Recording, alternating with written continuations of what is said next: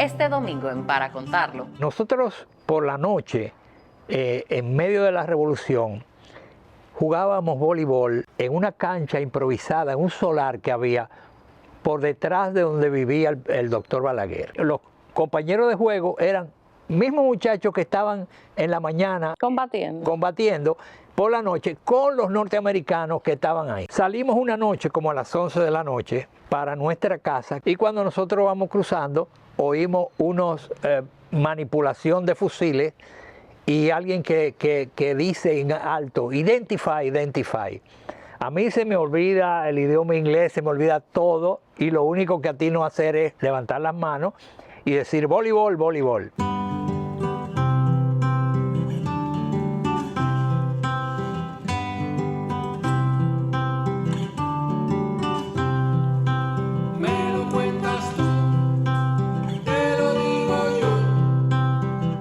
Casi 6 décadas del acontecimiento histórico más relevante de la República Dominicana en el siglo XX, Timo Pimentel cuenta con jocosidad la primera de un sinfín de anécdotas que guarda de aquel abril que dividió a los dominicanos, aunque admite que todavía conserva el mismo susto en sus entrañas de cuando tenía 24 años. O eras de un lado, o eras del otro, o no eras, pone en su libro, Premio Nacional de Literatura, donde recoge imágenes inéditas para formar una exposición en la que el sujeto observador y el sujeto observado puede terminar siendo el mismo. Médico, catedrático, pintor, escultor, artista plástico, fotógrafo. Mi papá dice que usted es el último hombre del Renacimiento. ¿Cuál es el título con el que usted se siente más cómodo? No, yo diría que yo soy un francotirador de la vida. ¿Por qué? Porque en las cosas que me llenan, que me apasionan, pues trato de invertir mi tiempo, me gusta mucho la lectura, trato también de cultivar inclusive pasajes de otros ambientes, de otras épocas, que me nutren mucho en todo lo que yo trato de hacer. ¿Y ha sido plenamente feliz en todas las facetas de su vida? No, con todas las felicidades que uno tiene y también con todas las faltas que uno tiene, porque también, y hay que ponerlo en contexto, la falta de mi madre me marcó. Yo perdí a mi madre a los 6 años. ¿Y usted recuerda a su madre? Fotográficamente la recuerdo. O sea, es una imagen fotográfica, un recuerdo fotográfico. No vivo porque lo único que recuerdo fue subirme en un banquito para saludarla, para despedirme de ella, pero yo no sabía que era que se iba a morir. Yo no tenía 6 años. ¿De qué murió su madre? Tuberculosis. En esa época todavía no habían los medicamentos. Cuando a mí me preguntaban en la escuela y después me preguntaban en la universidad cuál era la persona que había descubierto la penicilina, yo le decía Clodomiro Picado, médico costarricense, y me la ponían mala porque era Alexander Fleming, que ellos decían. Pues este médico costarricense, que era amigo de papá, había descubierto la penicilina. Papá le escribió, pero en esa época las cartas duraban 3 meses para ir, 3 meses para venir, y en lo que pudo, mi madre se murió. Pero esa es la vida, esa es la historia, y nada, yo contento con como te digo, con los logros que he tenido, si es que he tenido algunos, y con las ausencias también, con las faltas. Pues sepa que para mí usted es un excelente ser humano, un excelente profesional, un excelente artista y alguien de admirar. No sabía que su mamá había fallecido cuando usted estaba tan pequeño. Sí. Y pudiera haber sido un muchacho traumado por todo eso que pasó y bueno, no lo fue. El trauma fue para producir cosas, para hacer cosas, quizás para olvidar. Esta vez lo he querido entrevistar por este libro que tengo en mis manos, que es una joya, no se le da el valor que merece, que es una recopilación de fotos que usted hizo 30 años después, o publicó 30 años después de la Revolución de Abril. Primero que todo, yo quisiera saber cómo pasa usted de ser fotoreportero de deportes a fotoreportero de guerra. Para esa época yo estaba estudiando medicina, estaba en los últimos años de medicina, me apasionaba el deporte, jugaba varios deportes, automovilismo, judo, ecuestre, un montón de cosas yo hacía. Y se me presentó una oportunidad de ir a Alto Bandera. Yo hice un reportaje escrito y lo ambienté con fotos y se lo llevé al doctor Molina Morillo en la revista Hora. Él le gustó y me dijo que en el país no había personas que escribieran y tomaran la foto al mismo tiempo. Y que lo hicieran bien. Y que bueno, y me dice, mira, yo me ahorro una persona cuando yo tengo dos en una. Y me instó a que siguiera haciendo reportajes para la revista Hora. Su instinto para la luz, las sombras, las líneas y las formas lo convirtieron, al cabo de un par de años, en editor deportivo de la revista. Pero simultáneamente, las consignas de la vuelta a la constitucionalidad y del regreso de Bosch sin elecciones fueron moneda corriente en las calles y los campos. El pueblo se levantaba en armas a luchar contra vendepatrias y yanquis invasores, por los derechos arrebatados, por la democracia y la constitucionalidad. Y Timo se adentraba en la guerra con su única arma, las 9 cámaras Nikon análogas que aún conserva. Vino la revolución en abril del 65, después de una Semana Santa precisamente. Sucedió algo curioso, nosotros acabábamos de recibirnos de médico, acabamos de graduarnos. Y un compañero mío de médico también y yo, habíamos pensado dejar todo lo que fuera medicina por 6 meses y dedicarnos a tomar fotos, que era lo que nos gustaba también. Y habíamos comprado material fotográfico, teníamos cámaras muy buenas, habíamos adquirido papeles, habíamos adquirido todo lo que un laboratorio de proceso de una fotografía análoga para esa época se necesitaba. Y nos coge la revolución con todo ese material. Cuando todo se cierra y no hay forma de conseguir material, nosotros lo teníamos todo porque pensábamos pasarnos 3, 6 meses. Sabático, haciendo fotos. Aquí hay una anécdota al inicio del libro que cuenta por qué este libro se llama Identify, Identify. Que me imagino que aquí le dicen Identify, Identify. Identify, Identify. Nosotros por la noche, en medio de la revolución, jugábamos voleibol en una cancha improvisada, en un solar que había por detrás de donde vivía el doctor Balaguer. Y los compañeros de juego eran mismos muchachos que estaban en la mañana combatiendo por la noche con los norteamericanos que estaban ahí. Ahí jugábamos voleibol. Salimos una noche como a las 11 de la noche para nuestra casa, que nosotros vivíamos al lado de la policía en la México.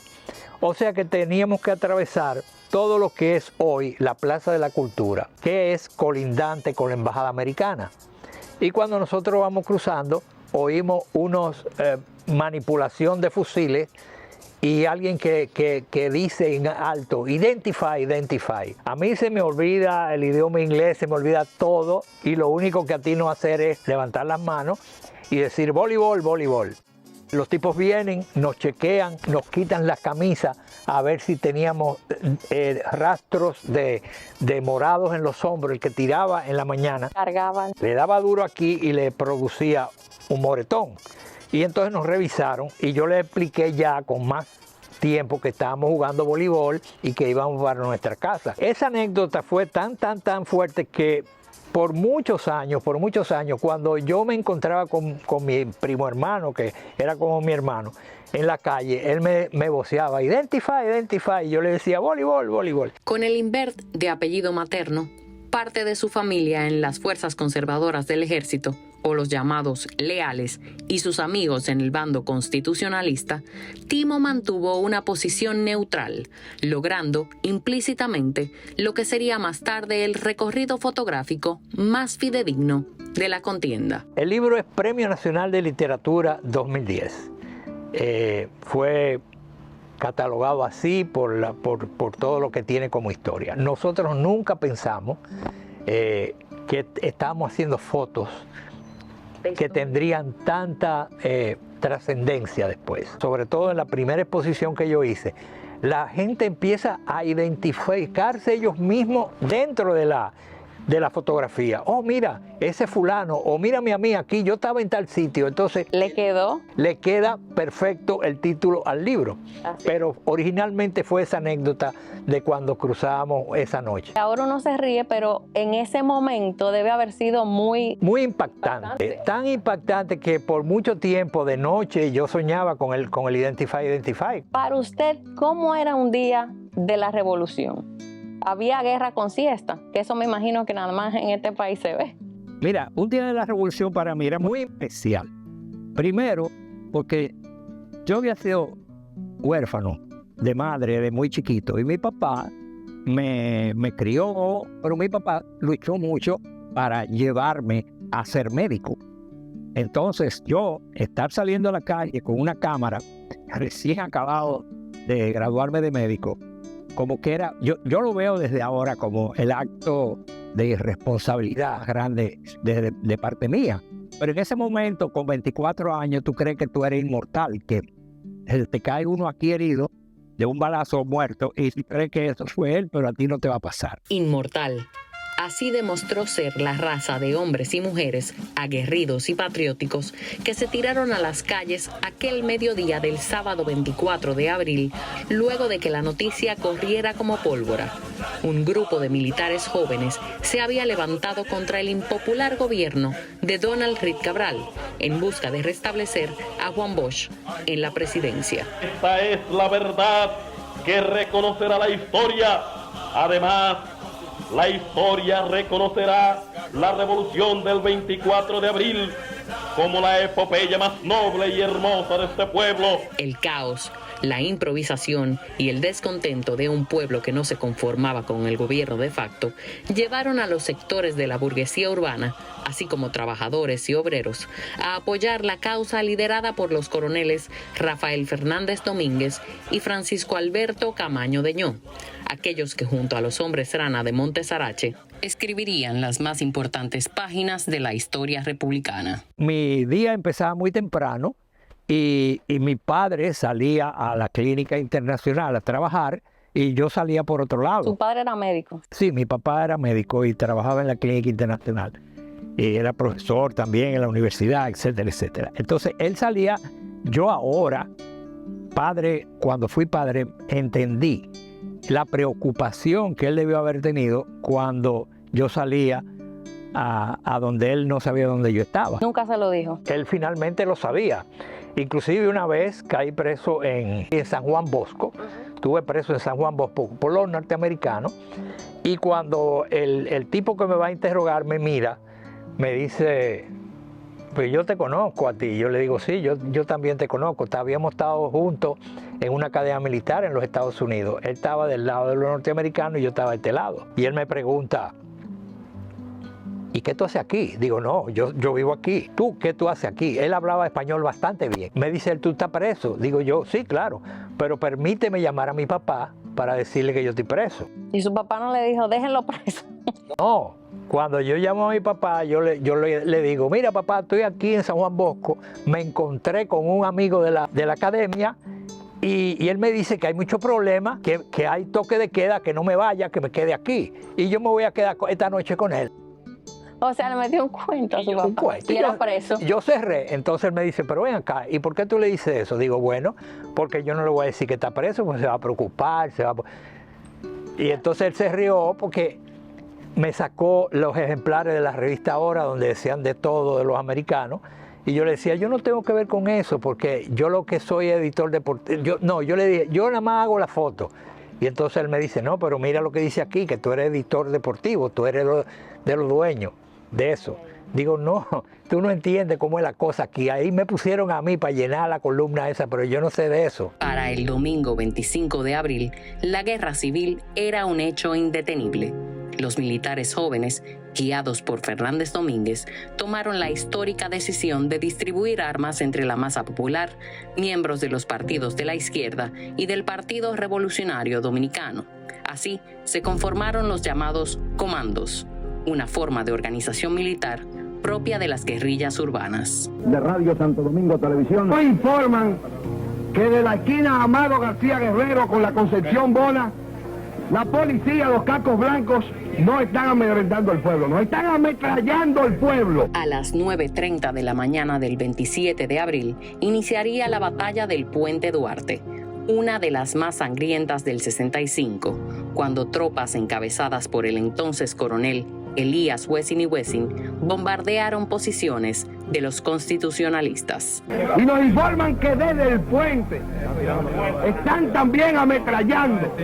Esta contienda, al mando de Caamaño Deñó, encontró dominicanos saliendo de todas partes, como insuflada de resortes morales y de furia desconocida, que acosaron al contingente militar y en menos de una hora ya tenían 14 tanques capturados. A todas las personas residentes en la ciudad de Santo Domingo, sobre todo en el centro de la ciudad, la consigna es colocar espejos en las azoteas.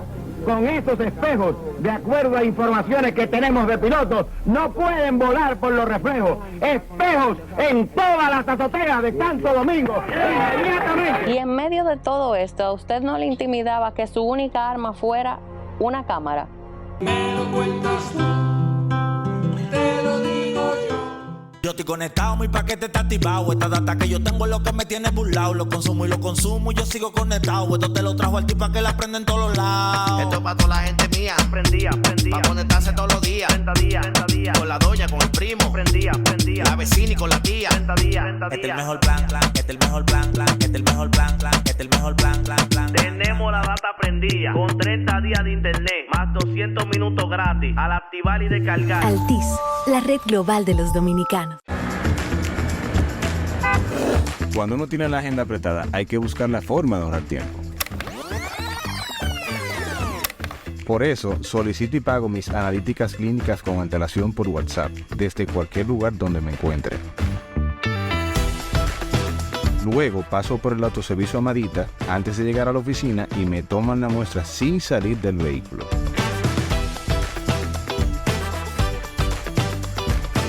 Tú también, pon el tiempo a tu favor. Cuando tengas que hacerte análisis, usa los canales Amadita.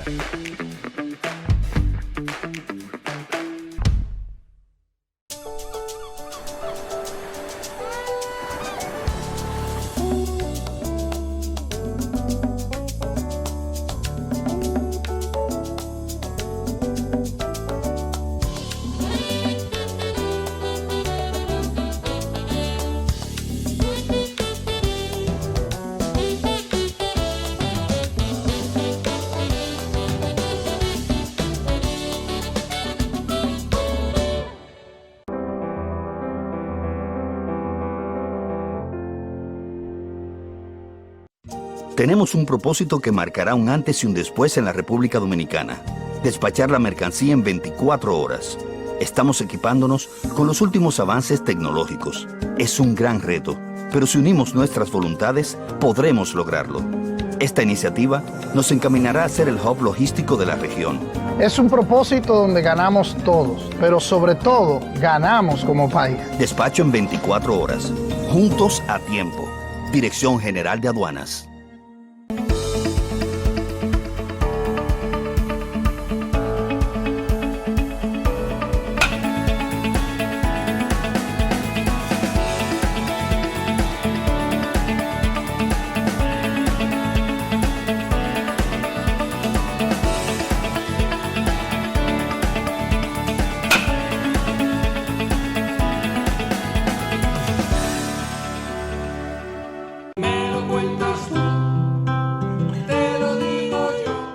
Y en medio de todo esto, ¿a usted no le intimidaba que su única arma fuera una cámara? ¿O usted andaba armado también? Al principio de la revolución, yo andaba armado. Yo andaba armado sin cámara, porque el general Inver Barrera es familiar de nosotros, y yo andaba con una carabina Cristóbal, con otra que sé yo qué, siempre andaba con un arma en el carro. Cuando llegan los norteamericanos, ya la cosa cambia. O sea, ya no es un conflicto entre los bandos, sino ya una invasión norteamericana, no sé qué, y yo ahí es que decido dejar lo que eran las armas y coger la cámara. From Saturday to Wednesday, the danger was mounting, even though we were deeply saddened by bloodshed and violence in a close and friendly neighbor. We had no desire to interfere in the affairs of a sister republic. On Wednesday afternoon, there was no longer any choice for the man that was your president. Había una presión muy grande de los norteamericanos por el tema de Cuba, que fue que presionó para mandar los militares aquí. El miércoles 28 de abril, por una decisión personal del presidente Lyndon Johnson, los marines estadounidenses desembarcaron en las costas de Santo Domingo, con el supuesto propósito de evitar una segunda Cuba y lograr la restauración del orden. Al día siguiente, bajo el argumento oficial de la necesidad de proteger las vidas de los extranjeros, una flota de 41 buques fue enviada para bloquear la isla con un contingente total de 42,000 yanquis. Ahora, la lucha era contra los militares de Wessing y contra el ejército más poderoso de este lado de la tierra. La gente dice que llegaron el 28, pero ellos llegaron antes por Jaina. Y yo tengo la foto de ese primer desembarco.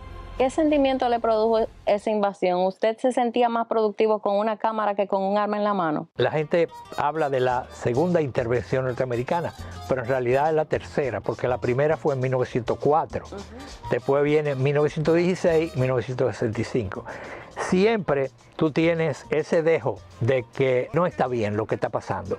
Y entonces el primer encontronazo lo tuve yo con un cubano que vino con los norteamericanos, un oficial de los Estados Unidos, pero que era cubano, que ellos lo traían como intérprete. Siempre habían 2 o 3 que sabían muy bien español. Y cuando me quitó la cámara, yo acababa de cambiar el rollo y tenía escondido el rollo donde yo tiré los primeros, y el que había puesto no había tirado nada. Ni una. Por eso él me dijo, dame la cámara. Y digo, no, yo le doy el rollo, abrí, le saqué el rollo y se lo abrí así y se lo entregué. Pero entonces eso me sentí más mal, porque ya no era un norteamericano, sino era un cubano norteamericano que venía. Fue muy compleja el sentimiento que le da a uno cuando está pasando eso. Muchos son los factores que hemos tenido que enfrentar, pero ninguno tan doloroso como el ver en nuestra patria tropas extranjeras que creíamos que eran cosas del pasado y que nos hacen recordar los momentos que vivieron nuestros antepasados en los años del 1916 al 1924. En ese momento, ¿qué era más importante, la estética de la foto o la inmediatez? O sea, capturar el momento o que ese momento quedara bien estéticamente. Es una pregunta muy interesante, porque yo usaba mucho el preciosismo. Yo trataba de hacer fotos muy bien hechas antes de la revolución. Aún la fotografía deportiva es una foto que tú no la haces con mucha calidad, porque la inmediatez del momento, claro, de la jugada, te obliga a tener la jugada. La revolución me ensució la fotografía a mí, porque ya no importaba la fineza o lo que tú obtenías de la foto en sí, sino el momento que tú podías captar. Aunque en el libro hay fotos muy buenas que se ve que no son fotos hechas por un fotoreportero de guerra, sino por un fotógrafo que le gusta un poco la foto en sí. A veces me pregunta la gente, ¿cuál tú crees de esa foto que tú hiciste la que más te gusta? Pues fíjate, la que más me gusta no tiene que ver con la guerra en sí. ¿Cuál es? Sino con lo que pasa en la guerra. Hay una foto, por ejemplo, que hay 2 o 3 niños tomándose un helado al frente de unas alambradas. Esa es una foto muy curiosa. Hay otra foto donde se ve una carroza de muertos y en la zona colonial, y hay una escalera, hay un letrero que dice no doble a la derecha, tú tienes que doblar a la izquierda. Cuando dobla a la izquierda, el carro fúnebre tiene las puertas abiertas. O sea, una foto muy, muy, muy impactante. Por ejemplo, hay una foto que a mí me gusta mucho, que es la foto de Vicentica Vélez, que está en traje de baño, que todo el mundo se cuestiona el por qué.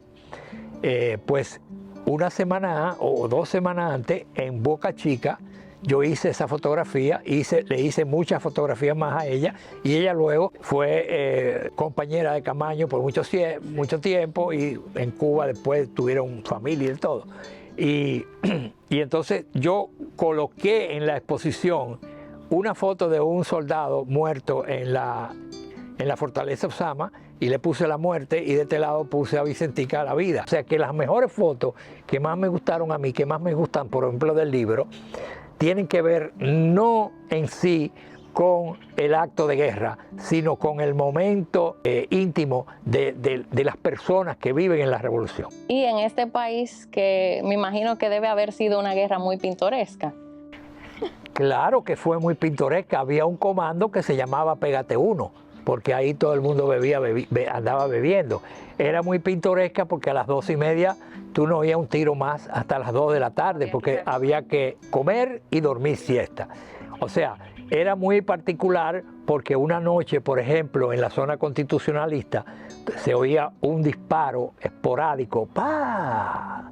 Y cada 5 o 10 minutos volvía el disparo y no se sabía. Entonces, entre ellos mismos trataron de averiguar qué era lo que estaba pasando y finalmente descubrieron que era un jovencito de 15 o 16 años menos, que con un fusil le estaba tirando a los ratones desde un tercer piso en un basurero, y él le tiraba a los ratones de vez en cuando. Entonces pensaban que era un francotirador y se hicieron muchísimas historias. Y era él entreteniéndose. También los niños en la revolución se divertían con los aviones, con los tanques, no entendían, impresionaban y eso para ellos era una película.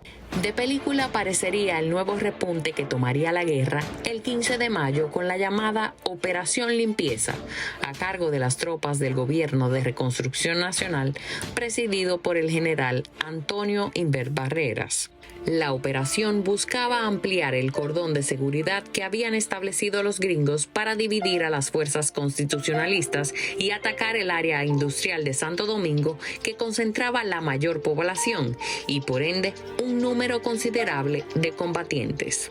Con la anuencia del jefe de las tropas estadounidenses Bruce Palmer y del embajador William Tapley Bennett, durante más de una semana se combatió ferozmente, calle por calle, cuadra por cuadra, callejón por callejón, hasta que la superioridad de todas las Fuerzas Armadas de la República Dominicana juntas quebró la resistencia de cientos de combatientes que pelearon la brutal embestida en condiciones muy desiguales. 15 de junio, hay una anécdota muy buena, Operación Limpieza. A usted casi lo matan. ¿Se recuerda de ese momento? La Operación Limpieza fue arriba, pero esto sucedió en la calle Arzobispo Meriño. Se arma un tiroteo grandísimo y tanto el compañero mío Juan Luis Duquela, varón médico hoy también, nos metimos en un tanque de basura de 55 galones, de eso de hierro. Ajá. Nos metimos ahí, eran como las 5:30 de la tarde. Sucio, hediondo, y por los hoyos nosotros vimos a Monte Jarache con 3 ranas que estaban frente precisamente a la Química, que era un lugar donde nosotros comprábamos las películas, los materiales de foto. Y nosotros estábamos petrificados ahí porque si hacíamos ruido, los tipos podían tirar ahí, nos quedamos, no nos movimos. Recuerdo que Montearache, en medio de un tiroteo espantoso, sentó a sus tipos en la acera, sacó cigarrillos, le dio cigarrillos, se pusieron a fumar como si nada estuviera pasando. Pasó el tiroteo, ellos se fueron y nosotros nos quedamos ahí hasta las 9:30 de la noche metidos en ese zafacón. A las 9:30 de la noche, cuando yo le decía a Juan Luis, ya vamos a salir de aquí, por fin salimos. Y caminando para abajo en la Meriño, veíamos a veces una lucecita por abajo de la puerta y tocábamos, pero nadie nos abría, hasta que una señora nos abrió. Y nos dio un chocolate, nos dio a bañar en una casa y dormimos ahí ese día, y hasta el otro día. Subiendo la 30 de marzo, ahí había un edificio, que era el edificio La Ford, y ahí arriba ellos estaban atrincherados los americanos. Nos agarraron, oigan, y nos dieron con el cubo del agua. Nos salvamos 2 o 3 de casualidad de los que estábamos ahí. Después el 15 y 16 de junio, eso había que verlo. Eso había que verlo en la revolución. Ahí se chocaban las balas, los yanquis tirando sin piedad para toda parte y nosotros que no hallábamos qué hacer en 4 cuadras. Trincherados ahí en 4 cuadras esperando que Camaño nos mandó a un grupo a defender por lo menos a San Antón. Cuando los norteamericanos entran ya por el Alcázar de Colón, por ahí atrás, que entran la Isabel la Católica, también fue otro tiroteo grande. Y ahí nos cuidábamos mucho de los francotiradores de los molinos. En los molinos dominicanos habían 3 francotiradores y uno más que tenía una ametralladora 50 muy grande, y con esa hacían bulla porque desbarataba cornisa de edificios, pero era para ver cuando la gente salía. Entonces los otros era que le tiraban a la gente. El foco de mi cámara, de la Nikon, parece que hizo un reflejo y el tigre tiró a una cornisa. Y yo me quise morir porque yo me quedé petrificado ahí. Yo no caminé ni hice nada, me quedé igualito, ni saqué la cabeza ni nada, porque yo sabía que el tigre estaba acechándome. Position américaine qui domine la ville rebelle sur l'autre rive de l'Osama. En principe, les Américains n'ouvrent le feu que s'ils ont l'impression qu'ils sont visés. En vérité, il est bien difficile, quand on entend tirer, de savoir si l'on est visé. Il était 5h30, une demi-heure avant le couvre-feu. En général, on s'explique dans l'obscurité.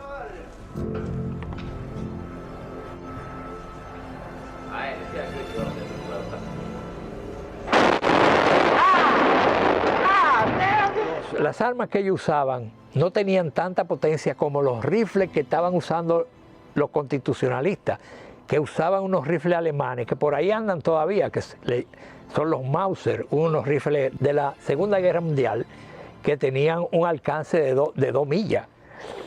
Y ellos le tenían miedo a esos rifles porque las armas que ellos usaban no tenían esos alcances. Hay una anécdota con este casco que a mí me impactó muchísimo, porque el libro, además de fotos, va narrando lo que pasa en cada imagen. Yo quiero que usted me cuente lo que usted recuerda cuando ve este casco. Mira, este casco me trae a mí 2 recuerdos muy importantes, te lo voy a comentar ahora. Yo voy subiendo por la Isabel la Católica, frente a telecomunicaciones en esa época, eran los bancos, la esquina de los bancos le llamaban.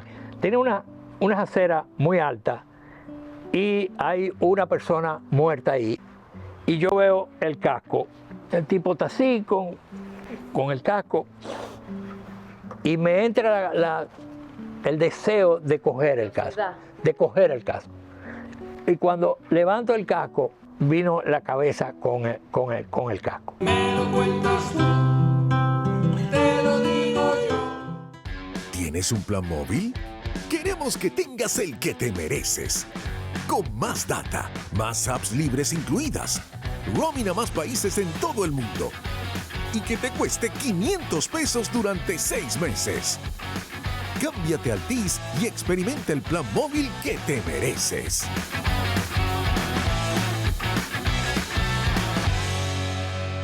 Altis, la red global de los dominicanos. En el Ministerio de la Vivienda y Edificaciones hacemos mucho más que viviendas. Construimos el futuro de muchos dominicanos. Construimos empleos y prosperidad. Construimos salud. Construimos educación. Construimos entornos amigables y sociales. Y en tan solo 2 años rompimos el récord de más viviendas construidas por una institución del Estado en la historia de nuestro país. En el Ministerio de la Vivienda y Edificaciones construimos sin descanso porque estamos construyendo un mejor futuro.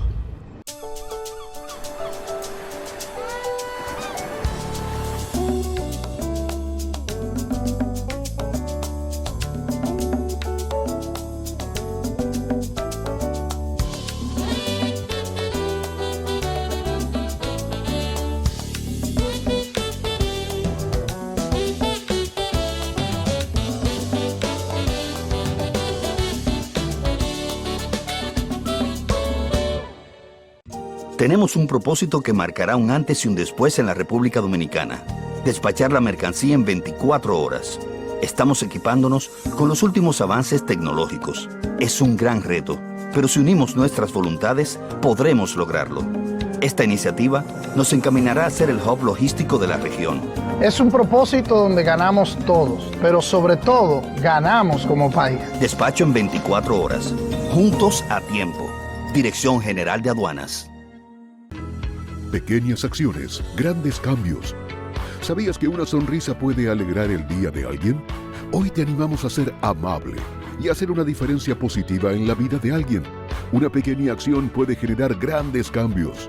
El bien de todos se construye cuando trabajamos juntos.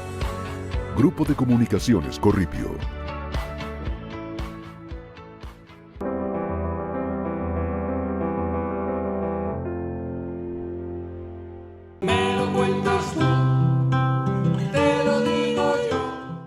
Y cuando levanto el casco, vino la cabeza con el casco. Y tuve que hacer así y poner la cabeza en su sitio. Pero usted era médico, me imagino que no. Por eso te digo, nosotros estábamos cansados de ver la persona fallecida. No es lo mismo de verlo en formol que de verlo de verdad, como los cadáveres que vimos en la Fortaleza Osama, que están en el libro también. Era otra cosa. Pero lo que ese casco produjo después fue más importante que eso. Yo cojo ese casco y yo me siento frente a Santa Bárbara, pongo el casco en el suelo y me siento sobre el casco. Y estoy con la cámara, viene un jeep norteamericano y yo lo vengo siguiendo.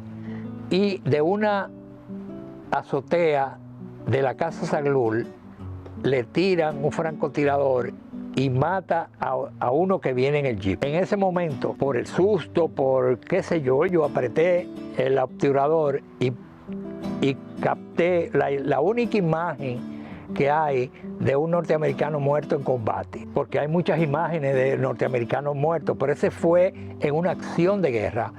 El momento exacto. En el momento exacto. Cuando usted habla de todas esas fotos, aquí hay fotos valiosísimas que incluso han ganado premios y de todo, pero en ese momento usted era joven y usted decidió venderle la foto a un fotoperiodista que era galardonado y reconocido internacionalmente. ¿Usted se arrepiente de eso? ¿Y cómo se da eso? Llega un momento que nos caemos en el Hotel Embajador, mi compañero y yo. Caemos en el Hotel Embajador, teníamos un grupo de fotos, la tiramos, nos sentamos y nos pedimos un refresco, estábamos un refresco y tiramos la foto ahí y se nos acerca una persona, un norteamericano, y nos pregunta que esa foto, y nosotros que la hacemos y ustedes la venden. Yo miro a mi compañero y le digo, sí, la vendemos. ¿Ya cómo? Digo, no, barata, $5 y a $10, depende de la que a usted le guste. Y el tipo, ¿puedo coger 10? Coge 10 o 12 cogió y nos pagó de una vez. Nosotros recogimos la foto y nos fuimos. Y cuando íbamos caminando, porque teníamos la foto y teníamos el dinero, íbamos comentando, caramba, pero ven acá, conseguimos un dinero aquí, mañana vamos a traer fotos otra vez. Y así cogimos y empezamos ese emprendimiento. Ese emprendimiento. Cuando la gente no trabajaba, cuando la gente no producía, cuando, por ejemplo, Gabriel Ferrer, que era dueño de una ferretería famosa aquí, se iba a Tomayor a buscar naranja para venderla en frente de su casa para conseguir algún dinero. O sea, era una época muy difícil para obtener dinero y nosotros estábamos teniendo 300, 400, $500 diarios vendiendo fotos. Et voici un aspect de la présence américaine que l'on ne saurait ignorer. Chaque jour, distribution de riz à une population chroniquement affamée et dont les événements ont encore aggravé, si c'est possible, la misère.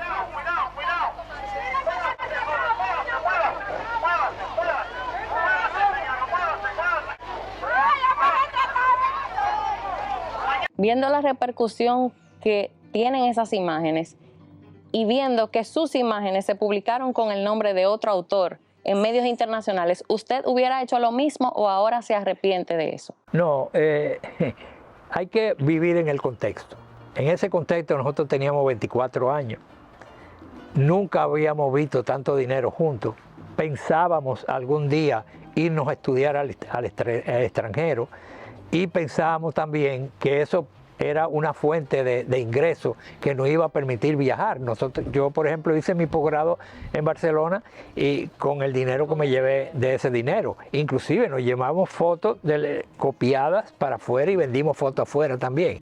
Lo que más duele, sí, y eso lo entiendo, que cuando yo veía, por ejemplo, fotos en Time and Life, que era la revista en ese momento que estaba rompiendo, ¿verdad? Sobre todo Time, que eran fotos mías y que estaban firmadas por otra gente. Porque nosotros enviábamos, ya llegó un momento, porque eso es muy interesante, llegó un momento que el que más nos compraba nos dijo, bueno, yo le voy a comprar a usted los rollos sin revelar. Lo único que me tienen que decir es las condiciones de luz que ustedes la hicieron cuando tomaron la foto. Si estaba nublado, si estaba bien, si la temperatura estaba bien, se le ponía. Entonces nosotros le llevábamos un tubo plástico de PVC con los rollitos adentro y ya era cuestión de 5 y 6 rollitos, que nos pagaba $200 cada rollito. Eso era mucho. O sea que era demasiado dinero para dos muchachos. ¿Y alguna vez ustedes volvieron a contactar a alguno de esos reporteros? Más nunca. Más nunca supieron de él. Y prácticamente finalmente eran 2. Lo que a nosotros, cuando nosotros llegábamos al hotel, yo le decía llegó un momento que yo le decía a Juan Luis, mire ese hombre ahí bebiendo en el bar y nosotros allá abajo en la Candela y el tigre bebiendo en el bar y sabe Dios lo que él cobraría por esa foto, porque definitivamente a esos tipos le pagaban muy bien, eso era gente muy acreditada. Pero esa fue nuestra realidad en ese momento, que si lo volviera a hacer ahora, quizás no, quizás ahora ni fuera la revolución, porque yo cuando oigo un tiro por ahí me escondo en mi casa. Yo no creo. They claim by the radio they took the wrong way, but they were 7 blocks away from the international line. They were on the way to the airport 7 blocks away from the line. We made a wrong turn. We got up halfway up the street. Your people started shooting at us. You hit one of our men. You almost destroyed one of our vehicles. We will treat you as a prisoner and we'll give you all the guarantee, but you better take it easy. Don't be so arrogant. We will not tolerate it. En esas condiciones, los estrategas norteamericanos comprendieron que tomar por la fuerza la zona constitucionalista implicaría que la guerra se expandiera a las zonas rurales, además de un saldo extraordinario de muertos y heridos. En agosto de 1965, con la intervención de la Organización de Estados Americanos, OEA, se iniciaron formalmente las negociaciones para buscar una solución negociada a la crisis, y el 3 de septiembre se firmó el Acta de Reconciliación, donde los gobiernos de Reconstrucción Nacional y el Constitucionalista acordaron renunciar y elegir un gobierno civil provisional presidido por Héctor García Godoy hasta las elecciones en 1966. ¿Y usted ni en ese momento donde sabía que podía perder la vida, dijo, yo voy a dejar esto, yo no voy a seguir inventando con esta cámara, aunque no me gane los $200 que me van a dar? Mira, yo dejé la revolución. Bueno, ya la revolución fue diluyéndose. Los combates y todo, y vino la OEA, vino qué sé yo qué, comenzaron las conversaciones y se fue diluyendo eso. Entonces yo decidí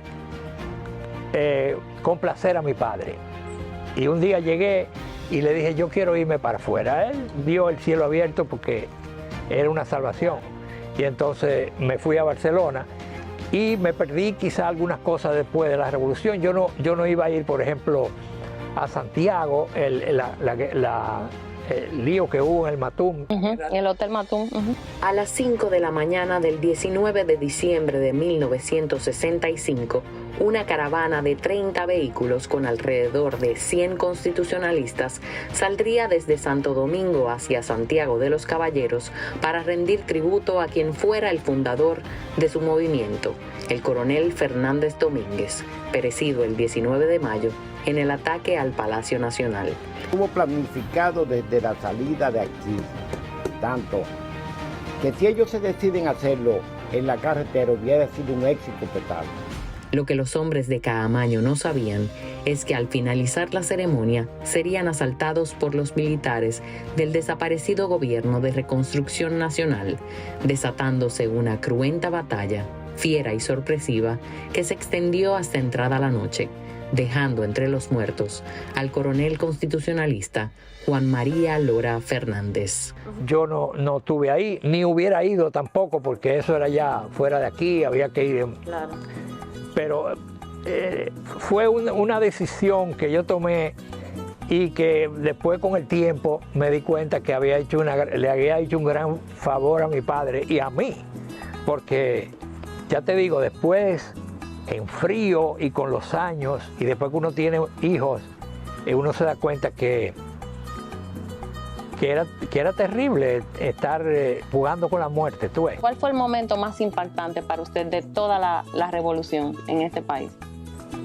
Para mí como fotógrafo, el no haber podido conseguir fotos de alguna gente que a mí me interesaba conseguir la foto.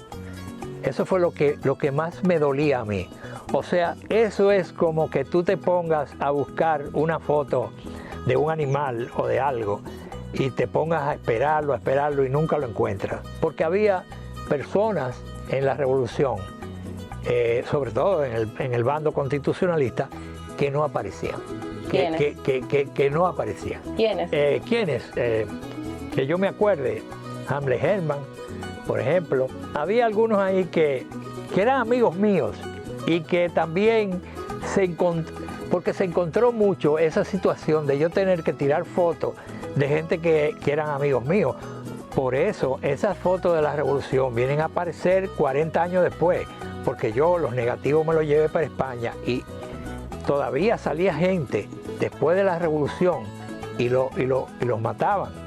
O sea, había una mezcla de temor, dolor, pena. Claro, temor, dolor, pena y no querer que mis fotos fueran involucradas en la desaparición de alguien que había estado en la revolución. Y gracias a Dios pude guardar esos negativos, llevármelos de aquí, porque aquí era un riesgo tenerlos, se hubieran destruido, se hubieran dañado. Y luego por un amigo al cual yo enseñé fotografía, el gran fotógrafo dominicano Roberto Álvarez, un día me dijo, Tío Timo, vamos a hacer una... Yo le dije, no, pero que eso negativo yo lo tengo en España. Y, no, pero vamos a buscarlo, que vamos a hacer una exposición. Y así fue que nació todo. Esos cohetes destrozan un hombre. Yo vi hombres partidos, vi secciones de hombres en un sitio, y como yo mucho. Eso produjo, yo puedo decirlo con suficiente veracidad, si se me permite, que nosotros sufrimos una deserción de un 80%, más o menos, con razones, porque no todos fuimos entrenados. Yo por lo pronto no fui entrenado para la guerra, pero el grupo que yo tenía sí tenía otra calidad. Y no es que flaqueara uno u otro, pero eran tampoco. De los hombres de la revolución, ¿cuál es el que usted más admira? A Montes Arache, sin duda. Para mí, por su valor, por su preparación militar, por su... sin Montes Arache no hubiera habido revolución. Por lo menos la revolución hubiera durado 4 o 5 días. O sea, él y el grupo de hombres rana definitivamente fueron el eje militar. Tanto así que los militares norteamericanos tenían mucha aprensión con los hombres rana. Y era un grupo pequeño. Una vez yo fui a una conferencia de prensa en el Hotel Aragua de Bruce Palmer, que era el jefe de la fuerza. Y detrás mío hay un personal de seguridad de la embajada americana conversando con un fotógrafo norteamericano y le dice, don't ever wear black because black is a sniper priority. O sea, nunca te vistas de negro porque el negro es una prioridad de los francotiradores. Yo que andaba siempre vestido de negro, yo desde ese día decidí no vestir más de negro. Pero ¿por qué se daba esa situación? Porque todo el mundo en la revolución tenía admiración por los hombres rana y la gente comenzó a vestirse de negro, como ellos. Eso confundía a los norteamericanos porque ellos no sabían cuántos ranas había. Entonces le dijeron a los francotiradores que todo el que estuviera vestido de negro había que llevarse. Me lo cuentas tú, te lo digo yo. Yo estoy conectado, mi paquete está activado. Esta data que yo tengo es lo que me tiene burlado. Lo consumo y yo sigo conectado. Esto te lo trajo al tipo para que la prenda en todos los lados. Esto es para toda la gente mía. Prendía. Pa' conectarse todos los días. 30 días. Con la doña, con el primo. Prendía. La vecina y con la tía. 30 días. Este es el mejor plan. Este es el mejor plan. Este es el mejor plan. Este es el mejor plan. Tenemos la data prendida. Con 30 días de internet. Más 200 minutos gratis. Al activar y descargar. Altiz, la red global de los dominicanos.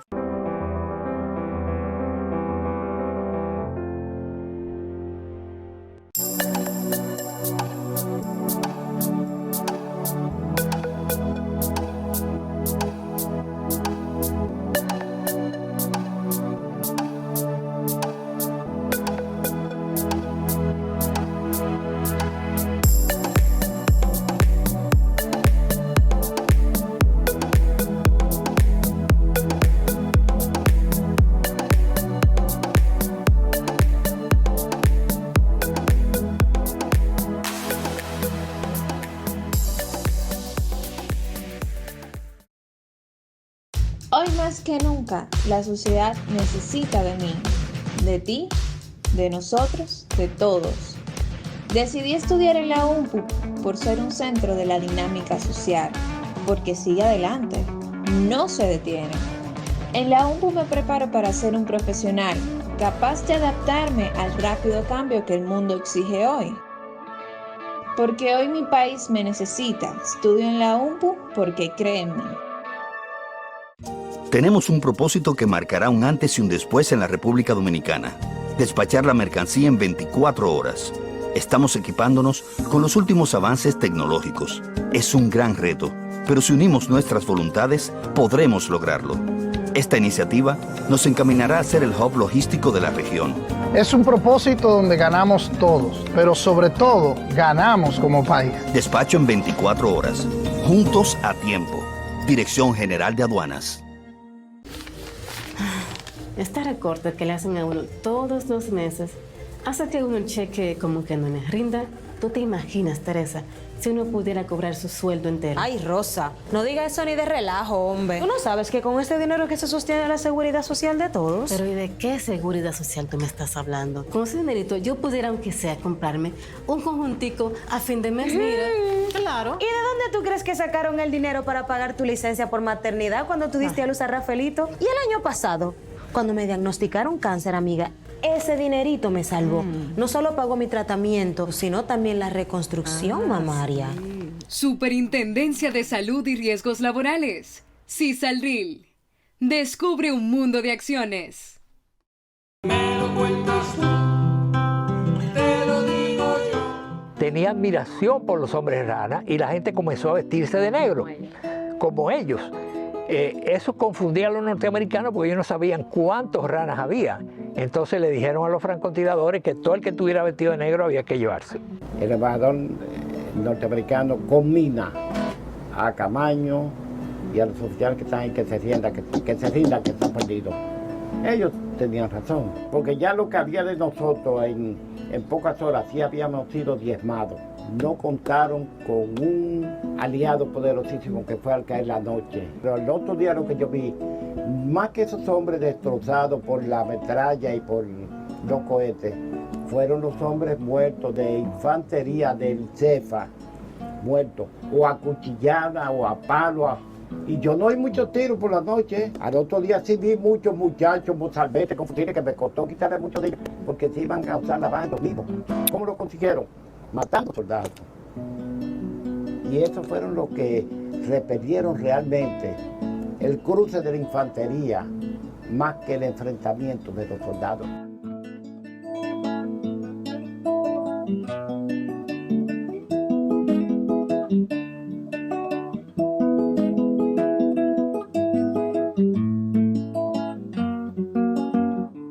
Don Tim, usted acordándose de esa valía y de ese valor de esos hombres, si la revolución fuera hoy, en 2023, ¿usted cree que aquí hay hombres para combatir a cualquier extranjero que venga a invadir este país?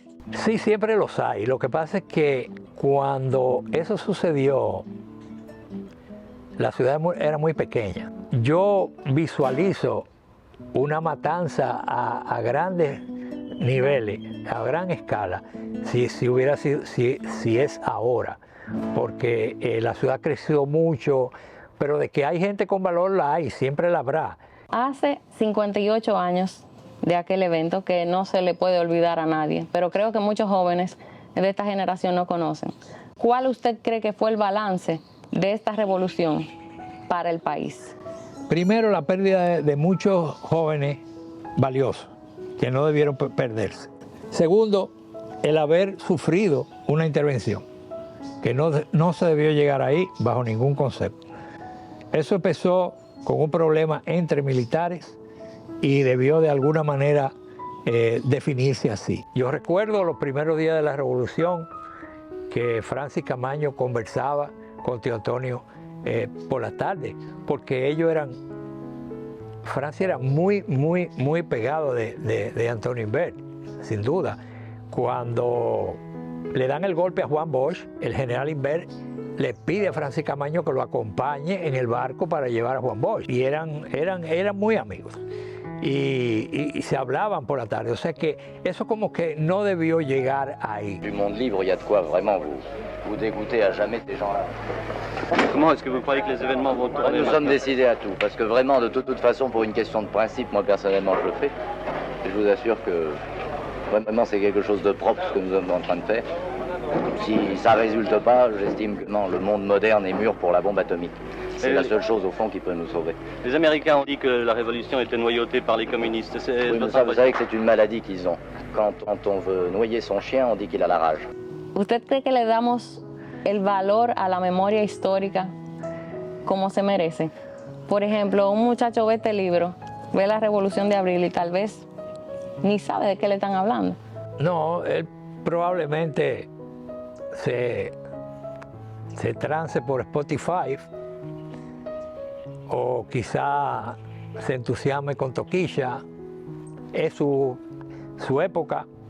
No sé qué va a pasar luego. Temo, no por esta generación que ya tenemos ahora de jóvenes, sino por la que viene atrás, que va a bregar con la inteligencia artificial, que va a perder identidad, que no se va a encontrar, que se va a sentir desarraigada de su verdadera raíces y esencia. O sea, no hay hábitos de lectura, no le interesa la historia, no sé qué le contarán a las generaciones de ellos después. A sus hijos. A sus hijos. No sé qué le podrán contar, pero no sé, cada generación tiene su momento, tiene sus necesidades. Todavía mis hijos todavía les queda algo, porque se sembró y eso está ahí. Pero los hijos de ellos no van a ser igual. Y sobre todo el patriotismo, el civismo, no tenemos ese amor por la patria que había antes. Es lo que percibo yo como joven. Sí, lo que pasa es que al querer romper las fronteras ya, al querer que todos somos igual y que todo es lo mismo, que nada y todo esto, entonces es una filosofía media peligrosa. Ya que usted mencionó Toquilla, y no quiero encasillarme en Toquilla, sino en todos los géneros artísticos que se están dando ahora. Usted como artista, ¿cómo califica eso? ¿Eso es arte, lo que se está haciendo ahora? Yo creo que sí que es arte. Es su arte, es su arte. O sea, son momentos. Evidentemente, ahora estamos casi en las puertas de la Semana Santa. Nuestra Semana Santa era muy difícil, porque todo era música sacra, desde el Domingo de Ramos, desde el lunes santo hasta el Domingo de Resurrección. Entonces, eso generó una animadversión con la música sacra. Tú no querías saber de eso después, porque era eso lo único que tú oías. No se podía hablar duro, tú no podías bañarte porque te volvía pecado. Mi abuela todavía dice eso. Ajá. Y no podías hacer la cosa porque te quedaba pegado. Y mil cosas así que había en ese momento. Pero las evolucionan. Don Timo, yo sé que a nosotros nos quedan muchas entrevistas más. Pero si usted me tuviera que decir cómo usted quiere que lo recuerden, a Timo Pimentel, ¿cómo usted quiere que lo recuerden? Como un maldito loco que hizo lo que le dio la gana, y que su papá lo apoyó.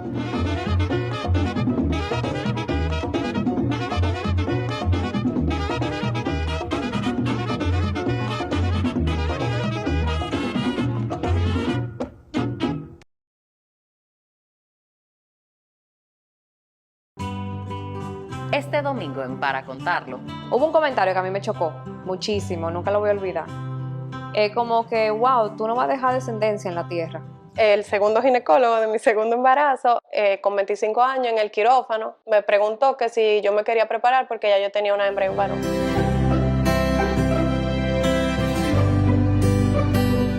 En este país, lo primero que se le dice a la mujer o lo primero que se espera de una mujer es que sea madre, sobre todas las cosas. Cuando fui a mi sonografía que me tocaba, no le encontraron latido. La etapa ideal para tener los niños es de los 20 a los 35 años de edad. Pero me decían, ay, tú eres una muchacha tan linda, tú eres tan joven, y si tú mañana te separas y tú encuentras una pareja que quiere tener hijos, que fue la única vez que tuve 4 folículos que estaban perfectos. Me pasó algo neurológico, que terminé en Sedimat. Y el proceso se cayó. ¿Cómo tú te sentiste al saber que tú misma habías retrasado eso, y ahora te daban esta noticia. Te espero a las 10:30 de la noche por aquí, por Telesistema.